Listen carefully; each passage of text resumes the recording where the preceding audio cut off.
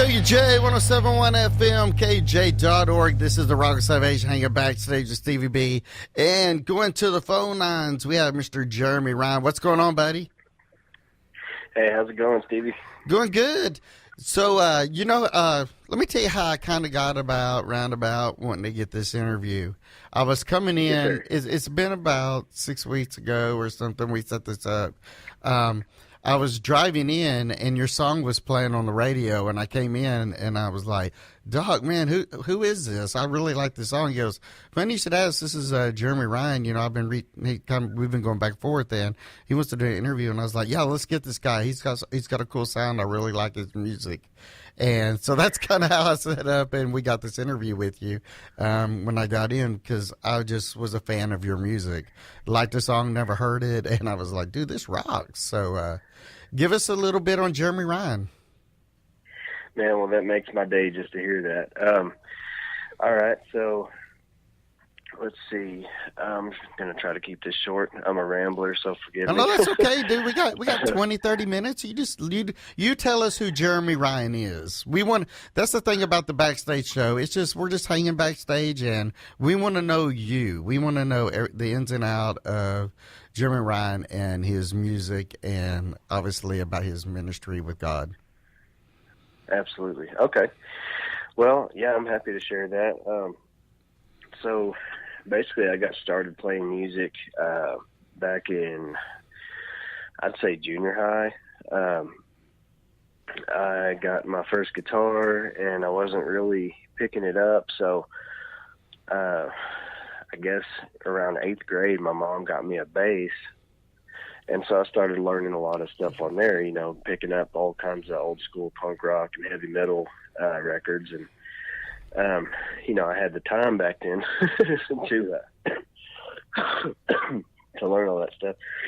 Forgive me if I cough once in a while. I've been living on a steady diet of Mucinex and self-pity. Right. Yeah, me and my family are all kind of under the weather this weekend, so forgive me. But anyhow, so, you know, and I wasn't a believer back then.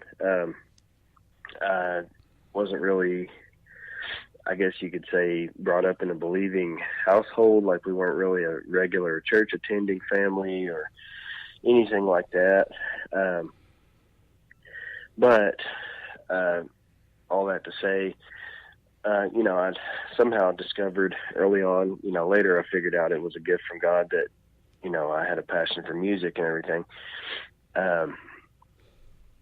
But I guess when I first figured out I was going to be into music was around 4th grade. I decided to enter the talent show as an Elvis impersonator, which is just funny. But I won. I won first place on it. And so I thought, well, you know, maybe there's something more to this than, you know, just a hobby. So I had no clue about singing a note or playing anything. But like I said, if you know, fast forward a few years in junior high, started playing bass, got into punk rock, all that stuff. And so I guess by the time high school came around, some of my old friends I recognized from elementary, they were in a band, and I thought, well, heck, this is my way to get in something, you know. And so I said, well, hey, do y'all need a bass player? And they said, no, we already have a bass player, but we need a guitar player. So I said, oh, okay.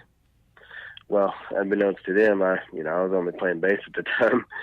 So I essentially went home and confiscated my brother's guitar and just took that to the tryout. And, you know, I mean, it was all punk rock, so you play the same stuff on the guitar as the bass pretty much.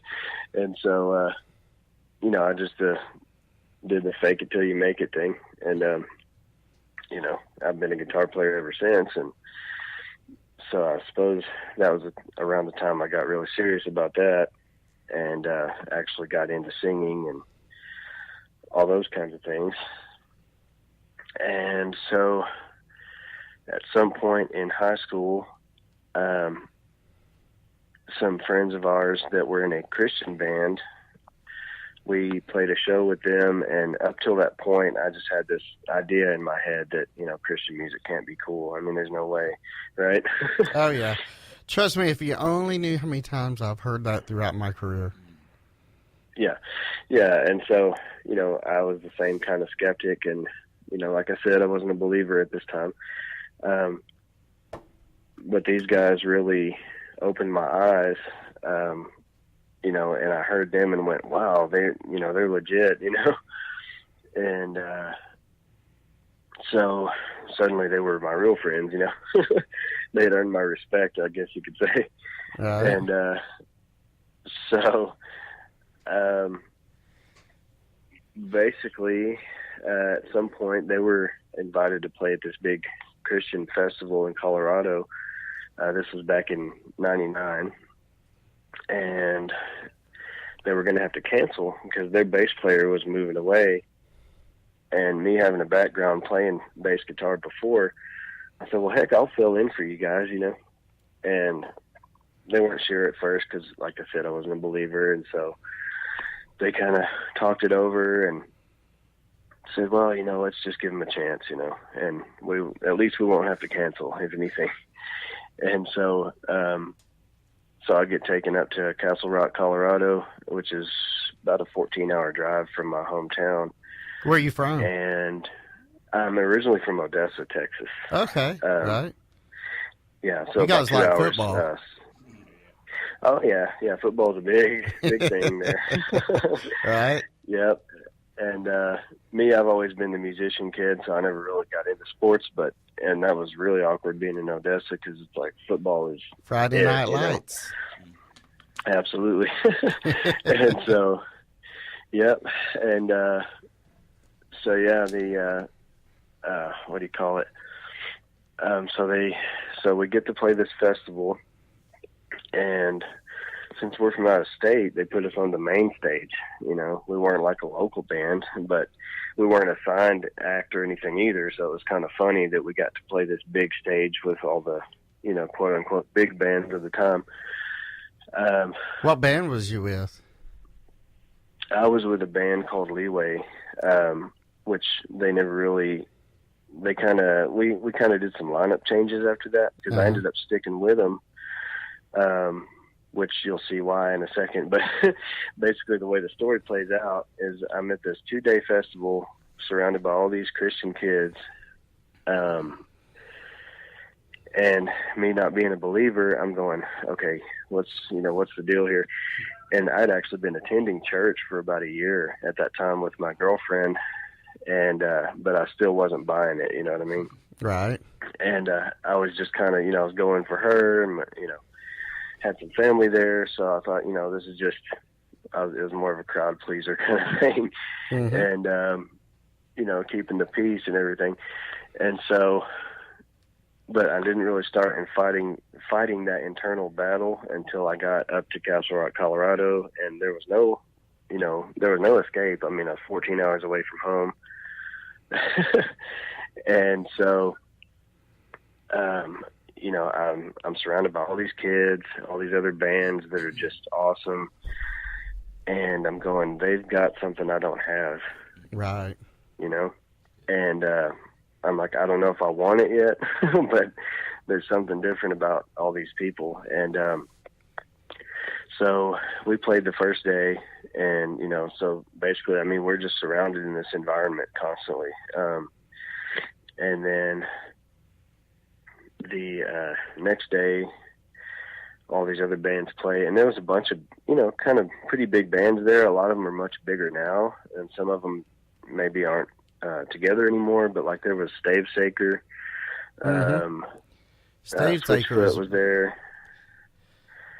Yeah, Stavesaker, Switchfoot, Rebecca St. James was there. Yeah, that's pretty big names. That's huge. Yeah. Those are mainstream names for sure. Yeah, and at the time, like, that wasn't my scene, so I had no idea, Right, especially Switchfoot. Switchfoot's, like, huge. Huge now, yeah, and Pillar was there. Pillar, that's my boys there. Yeah, we hung out, with some of these guys and just, like, we were peers with them, and I thought, man, this is awesome. You know, speaking of Pillar, you know, Rob's one of the campus pastors at Life Church now. The singer of Really? Pillar. Yeah. Wow, that's awesome. Yeah, he's really he's cool. at our Tulsa campus. He's the pastor of that church.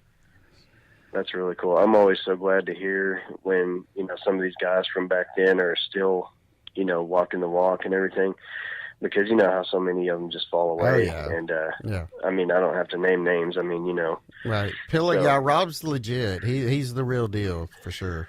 Yeah, that's awesome. Yeah. And so, so there's all these big bands and blah, blah, blah. Like, like I said, I had no idea what I was getting myself into. Basically the last night, last band of the whole show, there was no security or anything really holding us back because we were one of the bands. So we were standing on stage behind the PA, and POD was playing. Oh, sweet. And yeah, POD was the headliner, right? Mm-hmm. And so we're standing behind the PA, and Trey almost accidentally hit me with his bass because we were kind of inching up too close to him, because he did this, went to spin around, and he was Right. like, whoa, like back up, like, oh, sorry. So, so anyhow, yeah, I didn't expect the Holy Spirit to show up the way it did that night, but basically when Sonny comes out and to start their set, and he's this dreadlocked, streetwise looking dude, sleeved out with tattoos, and starts praying. Mm-hmm. And that just, I've said this before to other people, but that hit me like a ton of bricks, and I'm going, what is going on? And so during their set, I'm standing there just eyes closed and just, start talking to God for the first time for real. And, just start telling him, like, well, I know I'm gonna have to stop doing a lot of the stuff I'm doing if I want to follow you. And but that's what I want to do. So, so that was that. And that was September '99. And came home, lost a few friends because I quit my secular band. And but I haven't turned back since. I mean, I've never regretted it. Still love all those guys to death, but I knew what I had to do. And so that was that. I mean, ever since then, everything I do is for the glory of the Lord. So, the awesome thing about that whole story is right there, your testimony, is that Jeff is up here with me tonight as well. We were talking about that early on, is that, I don't believe in coincidences. I believe in divine appointments.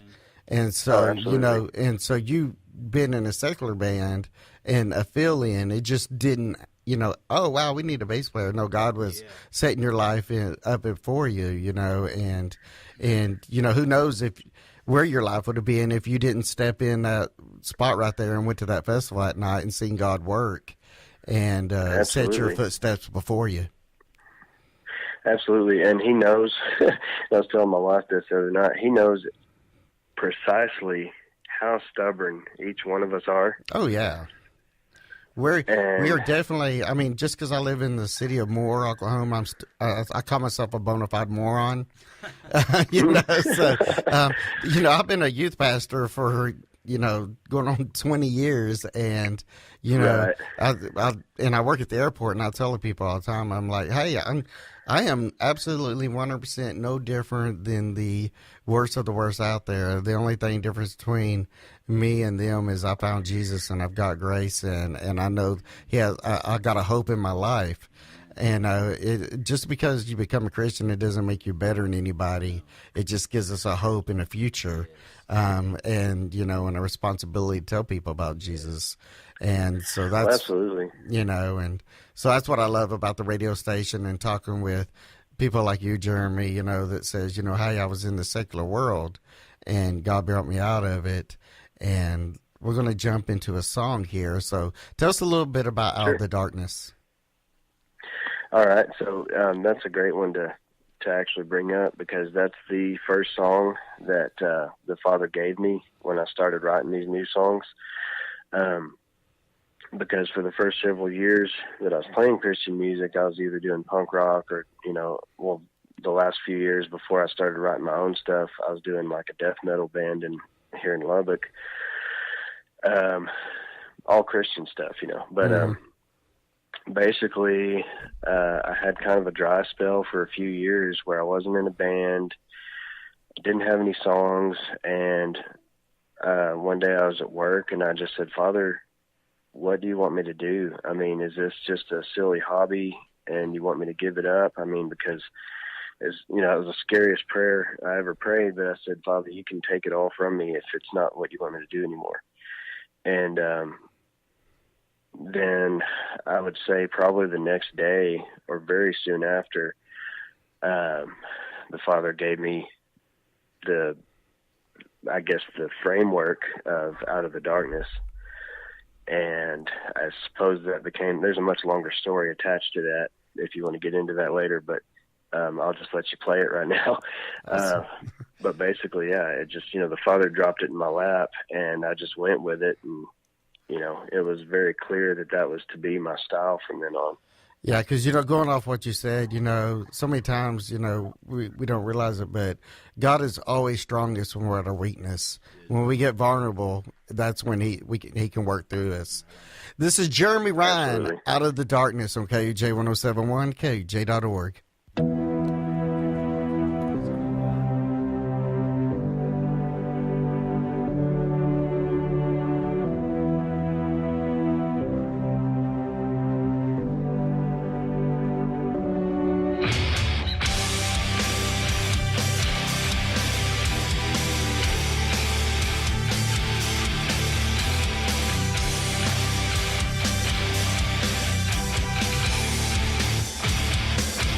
Brought me out of the darkness into the light.